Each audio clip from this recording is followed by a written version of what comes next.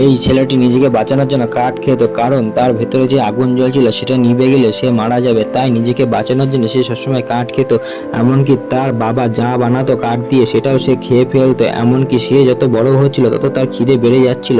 তাই সে খিদে মেটানোর জন্য হাতের সামনে যা পেত সেটাই সে খেয়ে ফেলতো। এমনকি ঘরও বাদ দেয়নি। একদিন যখন সে ঘরের মিলার খাচ্ছিল তখন তার মধ্যে ফাটল ধরে যায় আর তার উপরে পড়ে যায়, কিন্তু তার বাবার জন্য সে বেঁচে যায়। তখন তার বাবা আর কষ্ট দেখে ছেলে তখন মন খারাপ করে আর সে প্রতিজ্ঞা করে সে আর কাঠ খাবে না। পরের দিন তার বাবা তাকে কোথাও খুঁজে পাচ্ছিল না।